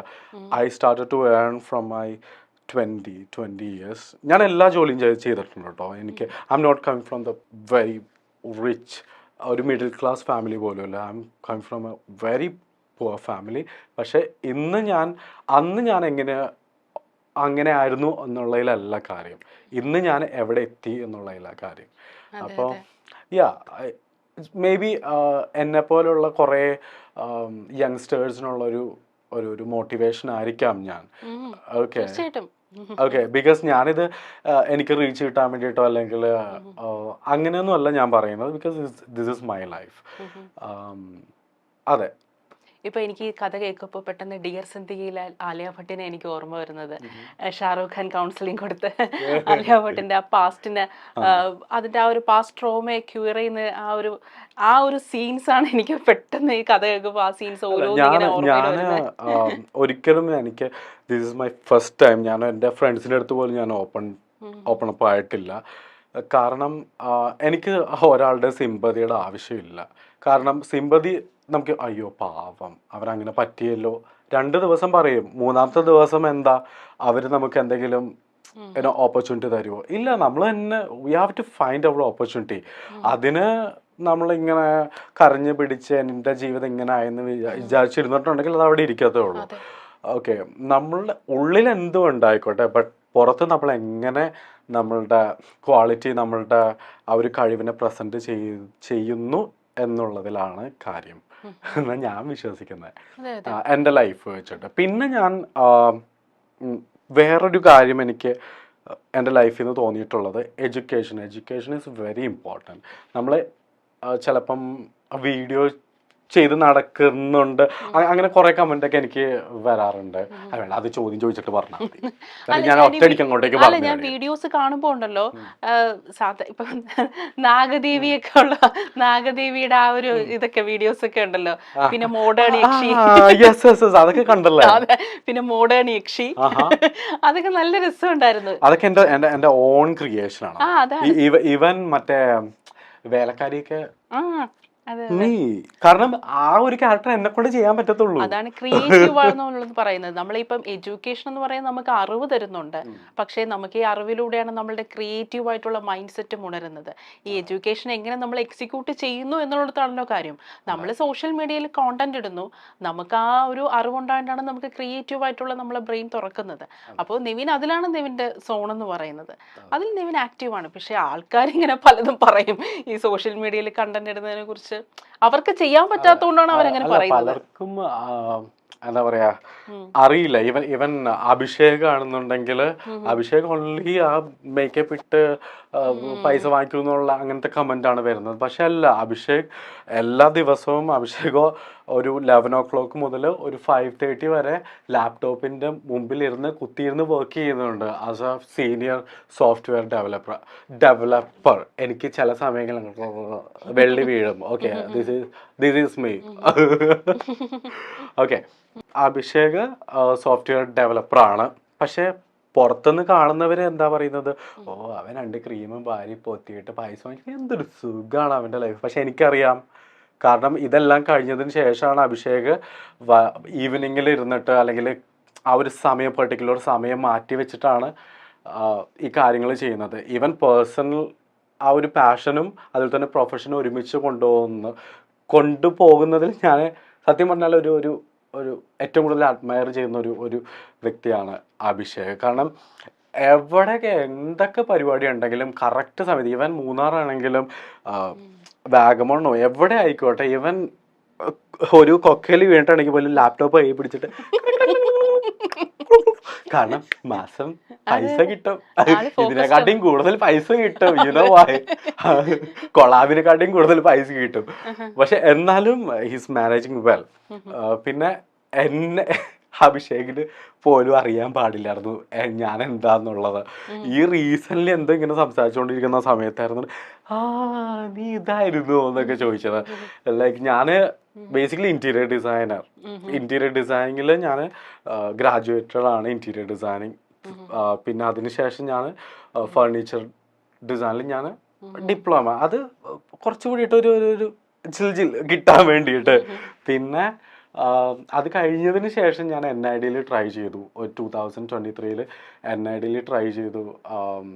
2 ഇത് വയ്ക്കാം, നമുക്ക് സബ്ജക്റ്റുകൾ വയ്ക്കാം NID, കാരണം അത്രയും വലിയ എക്സാം അല്ലേ.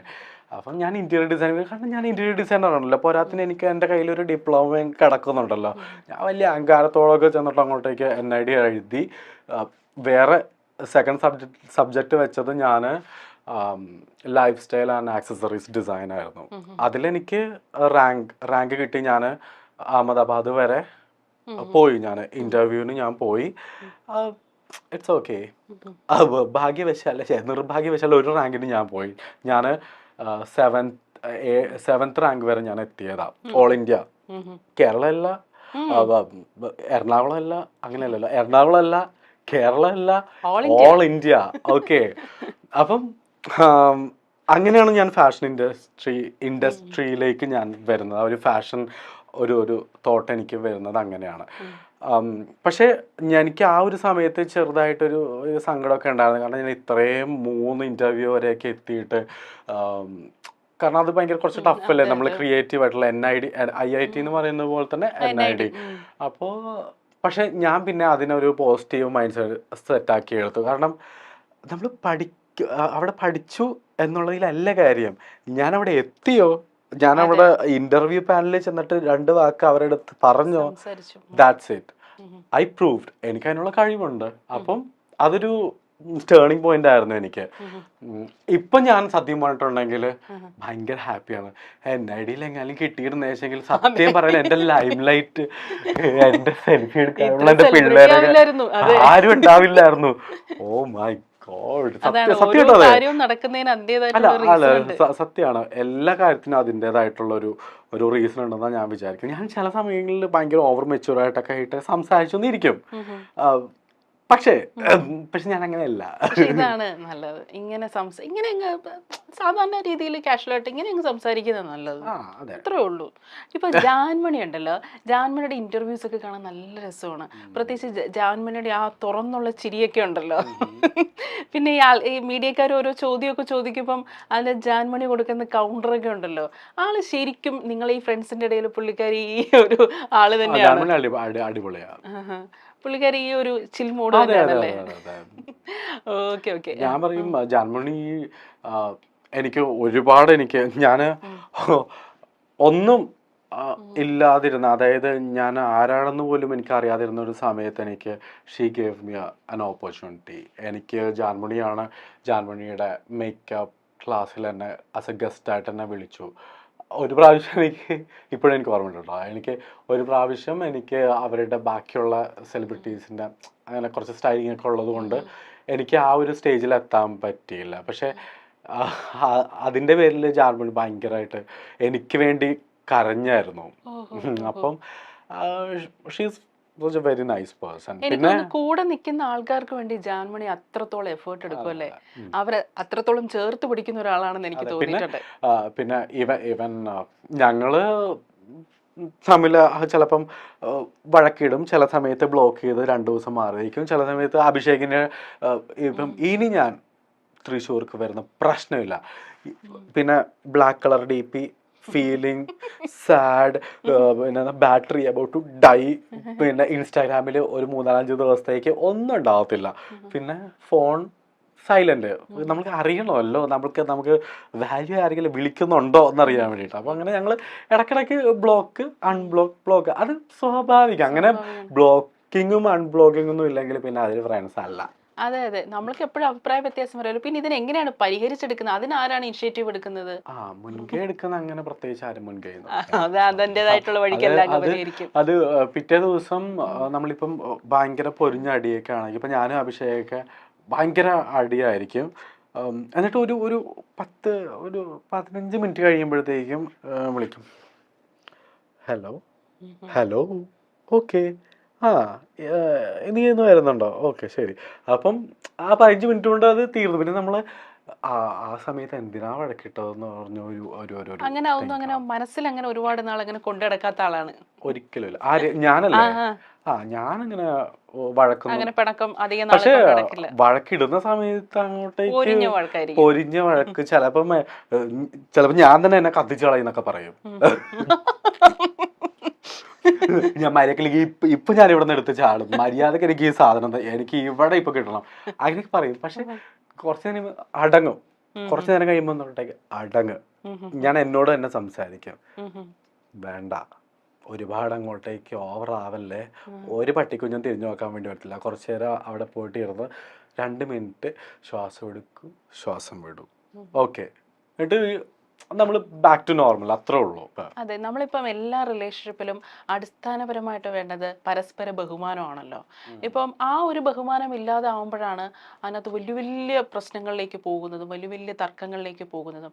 അങ്ങനെ പരസ്പരം ബഹുമാനമില്ലാത്ത റിലേഷൻഷിപ്പിൽ നിവിൻ അങ്ങനെ അൺഫോർച്ചുനേറ്റ്ലി അതിൻ്റെ ഒരു ഭാഗമാകേണ്ടി വന്നിട്ടുണ്ടോ? അങ്ങനെ പരസ്പര ബഹുമാനം ഇല്ലാതെ വരുമ്പോൾ നെവിൻ്റെതായിട്ടുള്ള രീതിയിൽ എങ്ങനെയാണ് അതിനെ റിയാക്ട് ചെയ്യുന്നത്? അങ്ങ് ഇഗ്നോർ ചെയ്ത് വിടുകയാണോ ചെയ്യുന്നത്, അതോ? ഞാൻ ഇഗ്നോർ ചെയ്ത് വിടാണ് ചെയ്യുന്നത്. കാരണം ഞാൻ ഒരു ടോക്സിക് റിലേഷൻഷിപ്പിലും സ്റ്റിക്ക് ഓൺ ചെയ്ത് നിൽക്കില്ല, ഫസ്റ്റ് ഓഫ് ഓൾ. കാരണം ഞാൻ ഓൾറെഡി വന്നത് എൻ്റെ ഫാമിലി ബാക്ക്ഗ്രൗണ്ട് തന്നെ ഒരു ടോക്സിക് ആ ഒരു സിറ്റുവേഷനിൽ നിന്ന്. അപ്പോൾ പിന്നെ എനിക്ക് നന്നായിട്ട് അറിയാം എത്രത്തോളം എങ്ങനെ ഹാൻഡിൽ ചെയ്യണം എന്നെനിക്ക് നന്നായിട്ട് അറിയാം.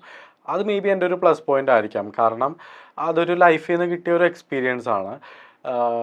നമ്മൾ സാഹചര്യങ്ങളെ, ആ ഒരു സിറ്റുവേഷൻ എങ്ങനെ ഹാൻഡിൽ ചെയ്യുന്നു, എങ്ങനെ അതിനെ റിയാക്ട് ചെയ്യുന്നു എന്നുള്ളതിലാണ് കാര്യം. അല്ലാതെ നമുക്ക് 2 രീതിയിൽ നമുക്ക് പ്രതികരിക്കാം. ഒന്ന്, ഒരുത്തൻ്റെ തലയ്ക്ക് അടിച്ച് അവിടെ കൊന്നു വേണമെങ്കിൽ നമുക്ക് പ്രതികരിക്കാം.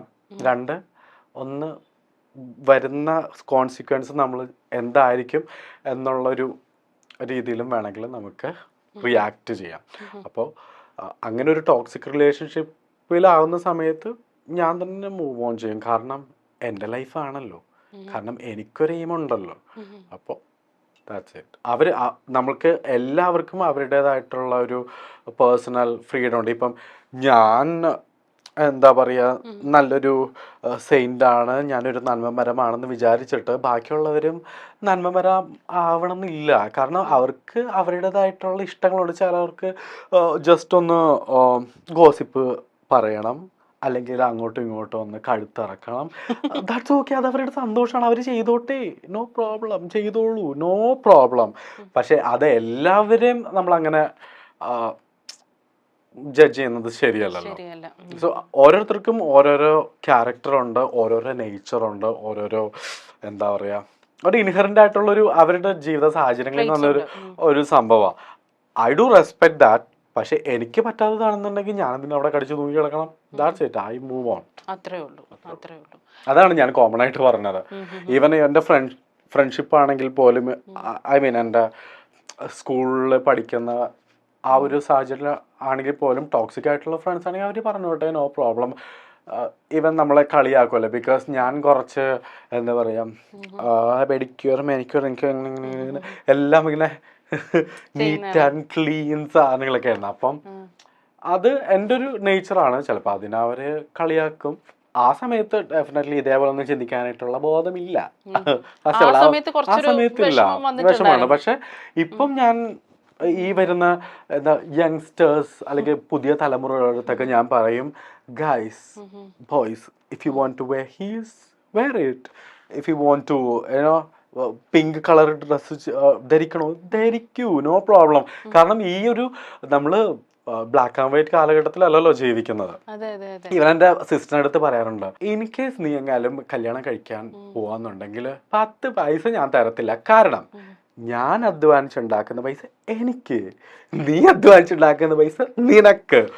ഗിഫ്റ്റ് എന്നുള്ള രീതിയിൽ ഒരു അനിയത്തി കുട്ടിക്ക് എന്തെങ്കിലും ഒന്ന് വാങ്ങിച്ചു കൊടുക്കുക. അവള് ചോദിച്ചത് എൻ്റെ അടുത്ത് കിയയുടെ കാറാണ്. അയ്യോ, അതോ 1-2 അല്ല, ഏതാ കാർണിവല്. അതിനെക്കാട്ടിയും ഭേദം ഞാൻ അവളെ കല്യാണത്തിന് കൊറോണ വരാൻ വേണ്ടി പ്രാർത്ഥിക്കുന്നതല്ലേ നല്ലത്. പിന്നെ ഞാൻ വേറൊരു ഉപദേശം കൂടി പറഞ്ഞു, ജീവിതമാണ്. ഓക്കെ, മേ ബി കല്യാണം കഴിക്കുമ്പോഴത്തേക്കായിരിക്കാം മറ്റേ ശരിക്കുള്ള സ്വഭാവമൊക്കെ പുറത്ത് വരുന്നത്. ആരായിട്ടും ഞാൻ കുറെ നാൾക്ക് മുന്നേ പറഞ്ഞ കേട്ടോ. അപ്പം ചിലപ്പം may be you will get divorce, but it's okay. ഒരിക്കലും അവിടെ പോയിസൺ വായിക്കണൊക്കെ തൂങ്ങിച്ച് അവനെ നടക്കണ്ട, നേരെ വീട്ടിലേക്ക് വരൂ. എന്നിട്ട് നമുക്ക് ഇവിടെ ഇരുന്നിട്ട് നെറ്റ്ഫ്ലിക്സിൽ ഇരുന്നിട്ട് നമുക്ക് ഞങ്ങളുടെ കുറെ സീരിയൽസ് ഒക്കെ ഉണ്ട് കേട്ടോ. അത് ഞാൻ പറയില്ല, ഞാൻ പ്രമോഷൻ ആയിപ്പം പറയില്ല.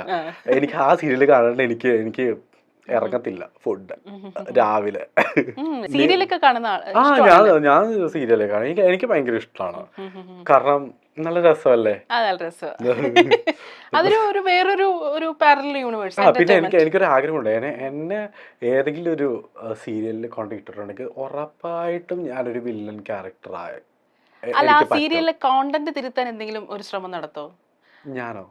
സീരിയലിന്റെയോ? അല്ല, ഇപ്പൊ സീരിയലിൽ പൊതുവെ ടോക്സിക് ആയിട്ടുള്ള ചില കണ്ടന്റ്സ് ഒക്കെ വരുമല്ലോ. അതായത് മറ്റേ പാവം പിടിച്ച മോള്, വില്ലത്തിയായ അമ്മായിയമ്മ, ഒരു ടെംപ്ലേറ്റ് ഉണ്ടല്ലോ. ഈ ടെംപ്ലേറ്റിനെ ബ്രേക്ക് ചെയ്യാനായിട്ട് എന്തെങ്കിലും ഒരു ശ്രമം നടത്തോ? വേണമെന്നുണ്ടെങ്കിൽ എന്റെ സ്ഥിരം സാധനം അൾട്രാ മോഡേൺ അമ്മായിയമ്മ.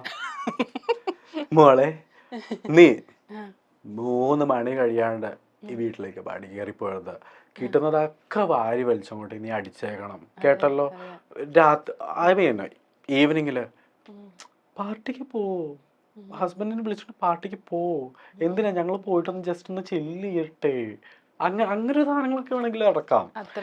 എനിക്കതൊക്കെ പറ്റത്തുള്ളൂ. അല്ലാതെ ടോക്സിക് എന്ന് പറയുന്നത് ഞാൻ അതിന് അത്രയ്ക്കൊന്നും ഞാൻ ചിന്തിച്ചിട്ടില്ല. കാരണം ഞാൻ ചെറുപ്പം മുതൽ ഞാൻ സീരിയൽ കാണും. പൊതുവെ സീരിയൽ കാണുന്നത് എന്തോ ഒരു മോശം കാര്യമായിട്ട് സൊസൈറ്റിക്ക്, എല്ലാവരും സീരിയൽ കാണും. പക്ഷെ സീരിയൽ കാണുന്ന കാര്യം തുറന്നു പറയാൻ എല്ലാവർക്കും ചെറിയൊരു മടിയാ. ആണോ? അതെനിക്ക് തോന്നണം അവർ ഇതുവരെ വളർന്നിട്ടില്ലാത്തതുകൊണ്ടായിരിക്കും, ബുദ്ധി കൊണ്ട്. എനിക്കറിയില്ല, ഞാൻ എൻ്റെ കാര്യമാണ് പറഞ്ഞത്. അവർക്ക് സീരിയൽ ഇഷ്ടം അല്ല എന്നുണ്ടെങ്കിൽ അത് സ്ത്രീകൾക്ക് വേണ്ടിയുള്ളതാണ്, കുറച്ച് ഏജ്ഡ് ആയിട്ടുള്ള സ്ത്രീകൾക്ക് വേണ്ടിയുള്ളതാണ് ഈ സീരിയൽ കണ്ടന്റ്. അങ്ങനെ ഒരു തോട്ട് പ്രോസസ് ഇപ്പോഴും ഉണ്ടല്ലേ? അങ്ങനെയൊന്നുമില്ല. നമ്മൾ സീരിയലിൽ ജസ്റ്റ് നമ്മൾ എങ്ങനെയാണെന്നറിയാമോ അതിലേക്ക് വീഴുന്നത്? നമ്മളിങ്ങനെ എന്തെങ്കിലുമൊക്കെ ഇരുന്നിങ്ങനെ കാണുമ്പോൾ മമ്മി അവിടെ ഇരുന്ന് സീരിയൽ ഇങ്ങനെ സ്ക്രോൾ ചെയ്യുന്നുണ്ടാവും.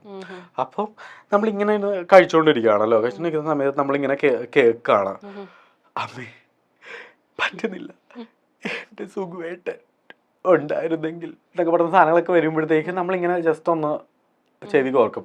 പിന്നെ അങ്ങോട്ടേക്ക് ആ മൊബൈൽ വാങ്ങിച്ച് പിടിച്ചിട്ട് അങ്ങോട്ടേക്ക് ഇങ്ങനെ അങ്ങനെ ആയി പോകുന്നതാ. അല്ലാതെ അമ്മ എങ്ങനെയാണ് ഇൻഫ്ലുവൻസ് ചെയ്തിട്ടുള്ളത്? പാവം അമ്മയാണോ? മമ്മി ഭയങ്കര പാവാണ്. മമ്മിക്ക് അങ്ങനെ ഞാൻ കുറച്ച് വയലന്റ് ആയതുകൊണ്ടായിരിക്കാം.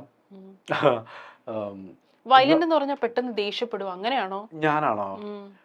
ഞാൻ കുറച്ച് ഷോർട്ട് ടെമ്പേർഡാണ്. കാരണം കുടുംബത്തിന്റെ പ്രാരാബ്ദങ്ങളൊക്കെ ഞാനല്ലേ. സാമ്പത്തികമായ റെസ്പോൺസിബിലിറ്റീസ് വരുമ്പോഴാണ് നമുക്ക് പെട്ടെന്ന് ഈ ദേഷ്യമൊക്കെ വരുന്നത്, അങ്ങനെയാണോ? അതെ അതെ സത്യമായിട്ടും അതെ. പൈസയാണ് ഞാനിപ്പം എൻ്റെ പ്രണയിനി ഇപ്പം ക്യാഷാണ്. എനിക്ക് ഇപ്പം എല്ലാ മനുഷ്യർക്കും വേണ്ടത് എന്താണ്? പൈസ ഉണ്ടെങ്കിൽ ഹാപ്പിനെസ് ഉണ്ട്. എനിക്ക് പൈസ ഉണ്ടെങ്കിൽ ഞാൻ ഹാപ്പിയാണ്. എത്ര സങ്കടം ഉണ്ടെങ്കിലും പൈസ ഉണ്ടെങ്കിൽ വിത്തിൻ ഒരു പൈസ തരൂ, ഞാൻ സന്തോഷിക്കട്ടെ. അല്ല, എനിക്ക് പലപ്പോഴും തോന്നിയിട്ടുണ്ട് ഈ പലരും ഈ ഞാൻ സ്ട്രഗിൾ ചെയ്തത് സാമ്പത്തിക ബാധ്യത വരുമ്പോഴാണ്, എല്ലാം നമ്മളെ തോളിലാവുമ്പോഴാണ് എന്നെ ഒരുപാട് എന്നെ എൻ്റെ ടാലന്റ്, എൻ്റെ ഒരു എന്താ പറയുക സ്കിൽ പലരും എന്നെ യൂട്ടിലൈസ് ചെയ്തിട്ടുണ്ട്. അത് ഞാൻ മനസ്സിലാക്കുന്നു. I M not talking about a particular ഒരു പോയിന്റ്. കാരണം ഞാൻ വർക്ക് ചെയ്യുന്നത് പൈസയ്ക്ക് വേണ്ടിയിട്ടാണ്. എൻ്റെ ഫാമിലി അല്ലെങ്കിൽ എൻ്റേതായിട്ടുള്ള ആ ഒരു പേഴ്സണൽ സാധനങ്ങൾ കെട്ടിപ്പടുക്കാൻ വേണ്ടിയിട്ടാണ് ഞാൻ വർക്ക് ചെയ്യുന്നത്. Even you doing anchoring and I was also an anchor. നമ്മൾ എന്ത് വർക്ക് ചെയ്യുന്നുണ്ടെങ്കിലും ഈവൻ എന്തും ഞാൻ പല പല മേഖലയിൽ വർക്ക് ചെയ്തിട്ടുണ്ടല്ലോ, അവിടെ എല്ലാം എല്ലാവരും അല്ല, എനിക്ക് അങ്ങനത്തെ ഒരു ഇത് ഫീൽ ചെയ്തിട്ടുണ്ട്. കാരണം നമ്മൾ എത്ര ടാലൻറ്റോടെ ചെയ്തിട്ടുണ്ടെങ്കിലും ഈ ഒരു പെർട്ടിക്കുലർ എമൗണ്ടിനൊക്കെ because you are newcomer. നമ്മൾ ന്യൂ കമർ അങ്ങനെയല്ല നമ്മൾ ഒരാൾക്കൊരു ഒരു പേയ്മെന്റ് കൊടുക്കേണ്ടത്. അവർക്ക് ചിലപ്പോൾ ഒരു സീനിയർ ആയിട്ടുള്ള ഒരാളെക്കാട്ടിയും ഏറ്റവും ബെറ്റർ ആയിട്ടായിരിക്കും ഒരു ന്യൂ കമർ ചെയ്യുന്നത് ഒരു പ്രോജക്റ്റ്. അപ്പം നമ്മൾ ആ ഒരു ജോലിക്കുള്ള പേയ്മെന്റ് കൊടുക്കണം. അത് കൊടുത്തേ പറ്റുള്ളൂ. ഇവൻ എൻ്റെ ഫാഷൻ കൊറിയോഗ്രാഫി ഞാൻ ചെയ്യുമ്പോൾ ഞാൻ മാക്സിമം എന്നെ കൊണ്ട് പറ്റാവുന്ന ആ ഒരു ബഡ്ജറ്റിനനുസരിച്ചിട്ട് ഞാൻ പേയ്മെന്റ് കൊടുത്തിട്ട് ഞാൻ ആ ഒരു വർക്ക് ഞാൻ ചെയ്യാൻ ശ്രമിച്ചിട്ടുള്ളൂ. കാരണം എനിക്കറിയാം പൈസയുടെ വില എന്താന്നുള്ളത് എനിക്കറിയാം. അതുപോലെ തന്നെ ഞാൻ ഒരു സാഹചര്യത്തിൽ അങ്ങനെ ആയിരുന്നിട്ടുണ്ടെങ്കിൽ എൻ്റെ മുമ്പിലിരിക്കുന്ന ഒരു വ്യക്തിയും ആ ഒരു സിറ്റുവേഷനിൽ കൂടി കടന്നു പോകുന്നതായിരിക്കാം. മനസ്സിലായില്ലേ?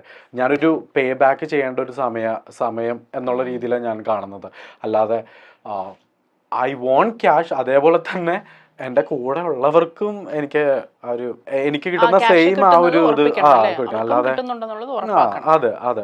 അത് ഞാൻ മാത്രമല്ല, ഇൻഡസ്ട്രിയിൽ ഏത് ഇൻഡസ്ട്രിയിലാണെന്നുണ്ടെങ്കിലും അത് മസ്റ്റാണ്. കാരണം ആണോ പെണ്ണോ മറ്റേ ക്യൂർ പേഴ്സണോ അതൊന്നും അല്ല വിഷയം. പണിയെടുക്കുന്നു, പൈസ, that's it. Nothing is free. ഞാൻ പഠിച്ചത് പൈസ കൊടുത്തിട്ടാണ്. പൈസ ഈവൻ എഡ്യൂക്കേഷൻ പോലും പൈസ കൊടുത്താലേ കിട്ടുന്നുള്ളൂ. അപ്പൊ പിന്നെ ഞാൻ ചെയ്യുന്ന വർക്ക് ആണെന്നുണ്ടെങ്കിൽ ഇറ്റ്സ് ആബ്സല്യൂട്ട്ലി ഞാൻ പേയ്മെന്റിലാണ് വർക്ക് ചെയ്തില്ല. ഞാൻ തീരുമാനിച്ച കാര്യമാണ്. ഇപ്പോ ഈ സെമിനാറിൽ പോയി പഠിക്കുക എന്നുള്ളൊരു തീരുമാനം ഉണ്ടല്ലോ, അതെന്താണ്? ഈ ആ ഒരു മതത്തിനോടുള്ള താല്പര്യം കൊണ്ടായിരുന്നോ?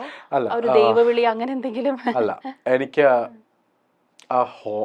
ഞാൻ ഇത്ര നാളും കള്ളായിരുന്നു പറഞ്ഞുകൊണ്ടിരുന്നത്. എന്താ ദൈവം വിളിച്ചുകൊണ്ടാണ് ഞാൻ സെമിനാരിയിൽ പോയതെന്ന്. സെമിനാരിൽ ഞാൻ പോകാൻ കാരണം ഞാൻ പറഞ്ഞില്ലേ, എൻ്റെ ഫാമിലി അങ്ങനത്തെ ഒരു അവരെനിക്കൊരു പഠിക്കാനായിട്ടുള്ള ഒരു സാഹചര്യമുള്ള ഒരു ഫാമിലി ആയിരുന്നില്ല. പക്ഷെ എനിക്ക് പഠിക്കാനായിട്ട് ഭയങ്കര ഇഷ്ടമായിരുന്നു. അപ്പം ഞാൻ കണ്ടെത്തിയ ഒരു സേഫ് സോണാണ് സെമിനാരി. അതാകുമ്പോഴത്തേക്കും കറക്റ്റായിട്ട് നമുക്ക് അച്ഛന്മാരുടെ അടുത്ത് കമ്പനി അടിച്ച് നടക്കാം. പിന്നെ ഞാൻ പോയത് ഒബ്ലേസ് ഓഫ് സെയിൻറ്റ് ജോസഫ് സെമിനാരി, കൊടുങ്ങല്ലൂർ. അച്ഛാ ക്ഷമിക്കണം. ഓക്കെ. അവിടെ ചെന്നപ്പോ ഒരു ആത്മീയമായിട്ടുള്ള എന്തെങ്കിലും അനുഭവം എവിടെ തോന്നി? ഞാൻ അവരെയും കൂടി നശിപ്പിച്ചു. അതാണ് എനിക്ക് ജീവിതത്തിലെ ഏറ്റവും ഒരു സങ്കടമായിട്ടുള്ള കാര്യം. ഞാൻ എൻ്റെ ബാച്ചിലുണ്ടല്ലോ 21 പേരുണ്ടായിരുന്നു, ഒരാൾ പോലും അച്ഛനായില്ല. ഞാനായിരുന്നു 21 ആയിട്ട് ചെന്നത് ഞാനായിരുന്നു. അവരെ എല്ലാവരും നശിപ്പിച്ച് കയ്യിലെടുത്തത്. ഒരാൾ പോലും അച്ഛനാവാത്ത കഷ്ടമായി പോയി. അവർക്കിപ്പോ എന്താ ചെയ്യുന്നേ? അവരിപ്പം കുട്ടികളുടെ അച്ഛനുണ്ട്, വേറെ പല പല ജോലിയൊക്കെ ചെയ്ത് പല ജോലിയൊക്കെ ചെയ്യുന്നുണ്ട്. പിന്നെ എന്താ പറയാ, എല്ലാവരും ഭയങ്കര ചിൽജിൽ. ഇപ്പം ഞാൻ അവിടെ നിന്നിട്ടുണ്ടായിരിക്കും, ഞാൻ ആ ലോഹയൊക്കെ ഇട്ടിട്ട് ഇങ്ങനെ നിന്നാണ്. പക്ഷെ ഒരിക്കലും അവിടെയുള്ള ഫാദേഴ്സിന് തന്നെ അറിയായിരുന്നു ഞാൻ കുറച്ച് റബ്ബർ പന്തായിരുന്നു അവിടെ എത്തിയപ്പം. കാരണം ഇത്രയും ജീവിത സാഹചര്യങ്ങളിൽ കൂടിയിട്ട് വന്നതല്ലേ. പിന്നെ ഈ സെമിനാരിൽ പോകുന്നതിന് മുന്നേ തന്നെ ഞാൻ എനിക്കൊരു എൻ്റെ ഫാദറിൻ്റെ മദറിൻ്റെ ആ ഒരു പ്രശ്നങ്ങൾ ഇങ്ങനെ രൂക്ഷമായിട്ട് ഇടി കൂത്ത സാധനങ്ങളൊക്കെ വന്നപ്പോഴത്തേക്കും എനിക്ക് ഭയങ്കര ചില്ലായിട്ടാട്ടോ പറയുന്നത്. കാരണം എനിക്കിങ്ങനെ പറയാൻ അറിയില്ല. അപ്പം I went to orphanage, Oblates of saint, അതും സെയിൻറ്റ് ജോസഫ് ഓഫനേജിൽ ഞാൻ നിൽക്കേണ്ടി വന്നിട്ടുണ്ട്. കാരണം ഈവൻ ഫാദർ ആൻഡ് മദർ ഉണ്ടായിട്ട് പോലും ഐ വെന്റ് ദെയർ. പിന്നെ എൻ്റെ സിസ്റ്ററും അതേപോലെ തന്നെ ഓഫനേജിൽ നിൽക്കേണ്ടി വന്നിട്ടുണ്ട്. ഈ ഒരു സാഹചര്യങ്ങൾ ഒക്കെ ഞാൻ ചിന്തിക്കുന്നത് ഒരിക്കലും എനിക്ക് സിമ്പതി കിട്ടാൻ വേണ്ടിയിട്ടൊന്നുമല്ല പറയുന്നത്. ഐ വാസ് മോൾഡിങ് ലൈക്ക് നമ്മളിങ്ങനെ ഗോൾഡൊക്കെ ഇങ്ങനെ ഊതിപ്പെരിപ്പിച്ചെടുക്കത്തില്ലേ, അതേപോലെ ആ ഒരു ഒറ്റപ്പെടൽ. അതെ ഒറ്റപ്പെടൽ. പിന്നെ അവിടെ നിന്ന് എനിക്ക് കുറേ കാര്യങ്ങൾ, നല്ല അനുഭവങ്ങൾ, നല്ല എന്താ പറയുക, എഡ്യൂക്കേഷൻ എല്ലാം അടിപൊളിയായിരുന്നു. ഞാൻ പഠിച്ചത് സാധാരണ ഞാൻ പല സ്കൂളിലാണ് പഠിച്ചത്. അതായത് കാലിക്കറ്റ്, ഇടുക്കി. ഇനിയിപ്പം ഉദ്ഘാടനത്തിനൊക്കെ പോകുമ്പോഴത്തേക്കും എന്താണെന്നാവും, എനിക്ക് എല്ലാ ജില്ലകളിലും പോയിട്ട് റിബൺ കട്ട് ചെയ്യാം. ഓക്കെ. അങ്ങനെ പല സ്കൂളുകളിലാണ് പഠിച്ചത്. അല്ല, ഇപ്പൊ ഞാൻ പറഞ്ഞല്ലേ, ഇപ്പോ ഇത്രയും ഒരു ലൈം ലൈറ്റ് നിൽക്കുക, ഇപ്പൊ ഇനാഗുറേഷന് വിളിക്കുക, ഒരു സെലിബ്രിറ്റി സ്റ്റേറ്റസ് ഉണ്ടാവുക. ഇടയ്ക്ക് പറഞ്ഞിട്ടുണ്ടായിരുന്നു ഒരു ലൈഫില് ഒരു സ്റ്റേജിലൊരു ഒറ്റപ്പെടൽ അനുഭവിച്ചിട്ടുണ്ടായിരുന്നു എന്ന്. ഇപ്പം ഈ ഒരു ലൈം ലൈറ്റ് നിൽക്കുമ്പോഴും ഇത്രയും ആക്റ്റീവായിട്ട് നിൽക്കുമ്പോഴും നമുക്ക് എപ്പോഴും ഏകാന്തതയ്ക്കും ഒറ്റപ്പെടലിനൊക്കെ നമ്മളുടേതായിട്ടുള്ള ഒരു ഡെഫിനിഷൻ കാണുമായിരിക്കും. ചിലവർക്ക് ഒറ്റപ്പെടൽ ഭയങ്കര ഇഷ്ടമായിരിക്കും. ഇപ്പം ഞാൻ എന്നെ അത്രയധികം ഞാൻ സ്നേഹിക്കുന്നുണ്ട്. I love myself. എനിക്ക് ഭാര്യ വേണ്ട, കുട്ടികൾ വേണ്ട, ഒന്നും വേണ്ട. ഞാൻ ഹാപ്പിയാണ്. ഓക്കെ, കല്യാണം കഴിക്കുന്നവർക്ക് വേണമെങ്കിൽ കഴിക്കാം, കഴിക്കാണ്ടിരിക്കാം. അല്ലെങ്കിൽ പ്രേമിക്കുന്നവർക്ക് വേണമെങ്കിൽ പ്രേമിക്കാണ്ടിരിക്കാം. ഇറ്റ്സ് ഡിപ്പെൻസ്, അത് അവരുടെയാണ്. പക്ഷെ ഞാൻ ഇപ്പം ഫോക്കസ് ചെയ്തേക്കുന്നത് എൻ്റെ കരിയറിലാണ്. ഓക്കെ, എനിക്കൊരു കുറച്ചുകൂടിയിട്ടൊരു better career I am expecting. പിന്നെ ഇന്റീരിയർ ഡിസൈനിങ് ഉണ്ടല്ലോ, നമുക്ക് 2 ചിറകുകളുണ്ടല്ലോ. പക്ഷികൾക്ക് ഒരുപാട് ചിറകുകൾ. അല്ലല്ല, എനിക്കിനി വയ്യ, എനിക്ക് 2 ചിറകുകൾ മതി. ബാക്കിയെല്ലാം ഒരു സപ്പോർട്ടിങ് സിസ്റ്റം. കാരണം അതാണ് ദൈവം എല്ലാവർക്കും ഒരേപോലെ കഴിവ്, അങ്ങനെ എല്ലാം ഒരുമിച്ച് ഒരേ രീതി കൊടുത്താലുള്ള പ്രശ്നം അതാണ്. കൺഫ്യൂഷൻ. നമ്മളിങ്ങനെ ഇട്ടാവട്ട ചുറ്റത്തിക്കിടന്ന് ഇങ്ങനെ കറങ്ങിക്കൊണ്ടിരിക്കും. ഏതെങ്കിലും ഒരു കഴിവ്, കർത്താവ് എനിക്ക് ഒരു കഴിവ് അത് മാത്രം ഫോക്കസ് ചെയ്താൽ തരുമ്പോഴത്തേക്ക് എല്ലാം കൂടി ഒരുമിച്ച്. പൈസ ആണെങ്കിൽ പൈസ, ദാരിദ്ര്യമാണെങ്കിൽ ദാരിദ്ര്യം, കഴിവാണെങ്കിൽ കഴിവ്. സത്യം, ശരിയല്ല ഞാൻ പറഞ്ഞത്. പൈസ ഉള്ളവർക്കാണെങ്കിൽ കൊടുത്തോ, നിനക്ക് ഇഷ്ടം പോലെ പൈസ എടുത്തോ, പിടിച്ചോ. കഴിവാണെങ്കിൽ നീ എടുത്തോ. കൊച്ചിരി ഒന്നും ചിന്തിക്കാൻ പാടില്ലായിരുന്നോ കർത്താവേ, നിനക്ക് അളന്ന് തൂക്കി ഓക്കെ നീ ഇതില് ശോഭിച്ചാ മതി. അതെ, ഇപ്പം ഞാൻ ഇത്രയും കൊടുത്ത് പഠിച്ചതല്ല എൻ്റെ interior designing. So I am കുറച്ച് ബിൽഡിംഗ് ഒക്കെ പണിത് ഇങ്ങനെയൊക്കെ ഇരിക്കാം. പക്ഷെ അത് ഒരിക്കലും എനിക്ക് ലൈം ലൈറ്റ് കിട്ടത്തില്ല. പക്ഷെ ലൈം ലൈറ്റ് കിട്ടാൻ വേണ്ടിയിട്ടാണ് ഈ ചിറക്. ഏതാ ഫാഷൻ കൊറിയോഗ്രാഫി. സോ അപ്പൊ ഞാൻ എനിക്ക് രണ്ട് വിങ്സും ഒരുമിച്ച് എനിക്ക് കൊണ്ടുപോകാൻ വേണ്ടി പറ്റും. Because everything is related to design അല്ലേ? അതെ അതെ തീർച്ചയായിട്ടും. നിവിൻ ഞാൻ ഭയങ്കരമായിട്ട് എൻജോയ് ചെയ്തു കേട്ടോ നിവിനുമായിട്ടുള്ള സംസാരം. എനിക്ക് ഒത്തിരി ഇഷ്ടമായി. മാത്രമല്ല നിവിൻ വളരെ കൂളാണ്. ഇങ്ങനെ കൂളായിട്ടിരുന്ന ഇങ്ങനെ കാര്യങ്ങൾ പറയാന്നുള്ളത് തന്നെ അത് നമുക്ക് എപ്പോഴും എല്ലാവർക്കും ഒന്നും പറ്റത്തില്ലല്ലോ. എനിക്ക് പൊതുവെ എനിക്ക് സങ്കടങ്ങൾ അങ്ങനെ ടെൻഷനും സ്ട്രെസ് ഒന്നും അങ്ങനെ വരുന്ന ഒരാളൊന്നും അല്ല. ഇല്ല, എനിക്ക് ഞാൻ സങ്കടം വരും എനിക്ക് കാരണം ഞാൻ മനുഷ്യനാണല്ലോ. സങ്കടം വന്നില്ലെങ്കിൽ പിന്നെ അവരെ മനുഷ്യനെന്ന് ഗണത്തിൽ കൂട്ടാൻ പറ്റത്തില്ല, വെറും മൃഗം. പക്ഷെ എനിക്ക് I know how to control my emotions. ചിലപ്പോൾ ഞാൻ ഒരാൾ കരഞ്ഞു എന്ന് വിചാരിച്ചിട്ട് അവരൊരിക്കലും ഒരു സ്ട്രോങ് അല്ലാത്തൊരു വ്യക്തി ആവുന്നില്ല, ശരിയല്ലേ? ഒരാള് കരയുന്നില്ല എന്ന് വിചാരിച്ചിട്ട് ഒരിക്കലും അവര് ഒരു എന്താ പറയാ കരിങ്കല്ലാണ് നെഞ്ചിലൊന്നും പറയാൻ പറ്റത്തില്ല. ശരിയാണ്. പക്ഷെ എന്നെ സംബന്ധിച്ചിടത്തോളം ഞാനത് പഠിച്ചു കഴിഞ്ഞു. കാരണം ഞാൻ കരഞ്ഞുകൊണ്ടിരുന്നിട്ടുണ്ടെങ്കിൽ ഏനോ അതായത് ഒരു ഗൃഹനാഥൻ, ഞാൻ പണ്ടുമില്ല ഗൃഹനാഥൻ അതെ, അങ്ങനെ കരഞ്ഞിട്ടുണ്ടെങ്കിൽ ബാക്കി എന്നെ ആശ്രയിച്ചിരിക്കുന്നവർക്ക് എന്താണ് ഹോപ്പ്, ശരിയല്ലേ? അപ്പം കരയാതിരിക്കാൻ ഞാൻ പഠിച്ചു. അഭിനയമായിരിക്കാം, എന്തോ ആയിക്കോട്ടെ, വാട്ട് എവർ ഇറ്റ് ഈസ്. ഇതൊക്കെ എൻ്റെതായിട്ടുള്ള ഒരു പെർസ്പെക്റ്റീവാണ്. ബോറടിപ്പിക്കുന്നില്ലല്ലോ? ഓക്കെ, ഇതൊക്കെ എൻ്റെ റിയൽ ലൈഫ് സ്റ്റോറിയാണ്. ഓക്കെ, പിന്നെ വേറെന്താ? അതെ, ഏതായാലും നല്ലൊരു ടോക്കായിരുന്നു. എനിക്ക് ഭയങ്കരമായിട്ട് ഇഷ്ടമായി. നിവിൻ വലിയൊരു കരിയറിൽ വലിയൊരു സക്സസ് ഉണ്ടാവട്ടെ. എനിക്ക് ഇനിയും വേണം. ഞാനൊരു സത്യം പറഞ്ഞാൽ ഒന്നും എത്തിയില്ല, എനിക്ക് ഇനിയും വേണം. I want more. കാരണം എൻ്റെ ഈ യങ്സ്റ്റേഴ്സിൻ്റെ അടുത്ത് പറയാനായിട്ടുള്ളത്, നിങ്ങൾ സ്വപ്നം കാണണം. കാരണം വെച്ചിട്ടുണ്ടെങ്കിൽ നിങ്ങൾ അബ്ദുൽ കലാമൊക്കെ ഇങ്ങനെ പറയത്തില്ലേ, നിങ്ങൾ സ്വപ്നം കാണും, നിങ്ങളുടെ ഉറക്കം കെടുത്തുന്നതായിരിക്കണം സ്വപ്നം എന്നുള്ളത്. ഞാൻ എനിക്ക് തന്നെ ഞാൻ ചെയ്തൊരു ടെക്നിക്കാണ്. നിങ്ങൾക്കൊരു ഫാഷൻ കൊറിയോഗ്രാഫറായിട്ട് വർക്ക് ചെയ്യാനായിട്ട് താല്പര്യം വേണം എന്നുണ്ടെങ്കിൽ U act like A fashion choreographer. കാരണം ഞാൻ എവിടെയെങ്കിലുമൊക്കെ പോകുമ്പോൾ ഒരു കാര്യമില്ല, വെറുതെ ഫാഷൻ കാണാനൊക്കെ ആയിട്ടായിരിക്കും പോകുന്നത്. ബട്ട് ഐ ഡ്രസ് ലൈക്കിന് ഫാഷൻ, അത് ഇത് പുതിയ ജിൽ സാധനങ്ങൾ, എൻ്റേതായിട്ടുള്ളൊരു പേഴ്സണൽ സാധനങ്ങളൊക്കെ ഇട്ടിട്ട് ഞാൻ ആക്ട് ചെയ്ത് തുടങ്ങി. അതായത് ഞാനൊരു ഫാഷൻ കൊറിയോഗ്രാഫറാണ് എന്നുള്ള രീതിയിൽ ഞാൻ അതിൻ്റെ ഫസ്റ്റ് ഡ്രസ്സിങ് അപ്പിയറൻസിൽ മാറ്റം വരുമ്പോൾ തന്നെ നമ്മുടെ അൺകോൺഷ്യസ് മൈൻഡിൽ നമ്മളൊക്കെ ഫാഷൻ കൊറിയോഗ്രാഫറാണ്, we have to behave like proper fashion choreographer എന്നുള്ളൊരു സംഭവം വരും. അങ്ങനെ ആ ഒരു മാനിഫെസ്റ്റ് ചെയ്യാനൊക്കെ അപ്പം അതിനുള്ളൊരു ഞാനൊരു ചെയ്തൊരു ട്രിക്കായിരുന്നു ഇത്. ഇപ്പഴല്ല കേട്ടോ, ഇപ്പൊ ഞാൻ ശരിക്കും ഫാഷൻ കൊറിയോഗ്രാഫറാണ്. അതെ അതെ, അത് നമുക്ക് പറയാതെ തന്നെ നമുക്ക് കാഴ്ചയിൽ തന്നെ മനസ്സിലാവും.